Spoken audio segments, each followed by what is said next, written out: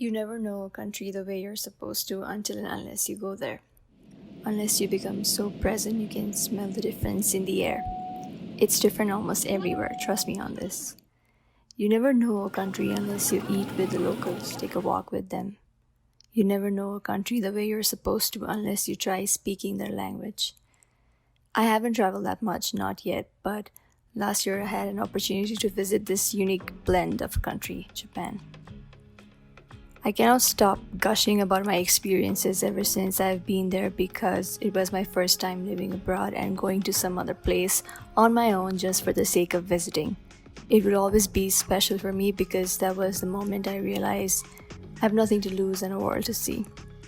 Let's walk down the memory lane, shall we? Japan was simply unique. I remember the first time I stepped down at the Narita International Airport and there was a sign that caught my attention immediately. It read, "Welcome to Japan, the land of modernity meets tradition."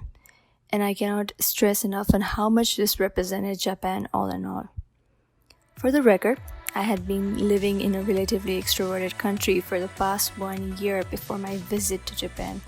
Being in the US had made me adapt into some American ways of life, like speaking with a forceful tone, for example, keeping my body language more relaxed and more open while I was outside.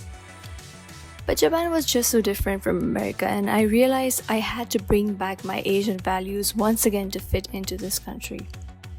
The trains in Tokyo had me from the start. It looked like a web of some crazy architecture up from the Tokyo Tower. So impressive.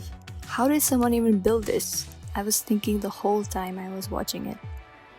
It was so confusing, the underground trains, the whole system, and for someone who doesn't understand Japanese, it was a bit overwhelming with all the signs in Japanese and almost non-existent English. I can't forget the times I spent running to catch the bullet trains at a speed of 360 km per hour due to confusions. It was fun, not gonna lie. Tokyo was sleek, sophisticated, and overworked. It was bizarre in so many ways, like finding undergarments on a vending machine, for example, but man, what a city. It was constantly moving, and I couldn't love it more. It seemed like everyone in Tokyo was moving along with the clock. The best way to explain Tokyo would be to picture it as a rich, snobby business tycoon on top of her game. The other parts of Japan where I had been were quite the contrary. A bit calmer, a bit friendlier, a bit warmer. I was in Tochigi, Nikko for quite some time and I loved the serenity there. It was far away from the emerging modern Japan and with no skyscrapers or crazy architectures, just small houses, also known as minka in Japanese. This Japan had quite a lot of trees with flowers and fruits all over them, a lot of abandoned spaces and vending machines for sure.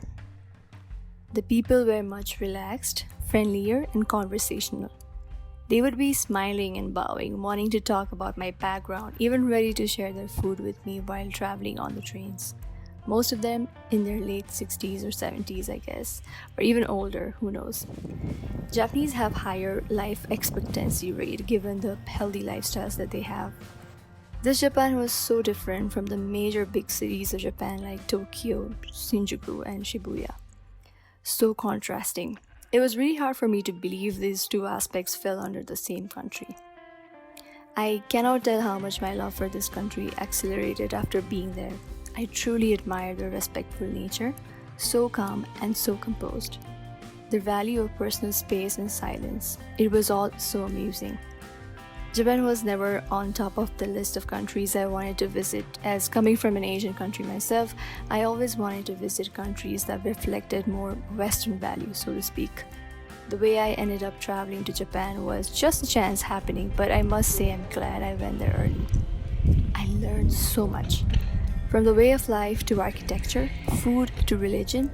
Most importantly, this trip made me realize that even two countries within the same continent with similar values can be so different. It's just crazy. And like I said earlier in this video, you cannot truly know a country the way you're supposed to unless you actually go there. I tell you once again, once you smell the air, you know it's different.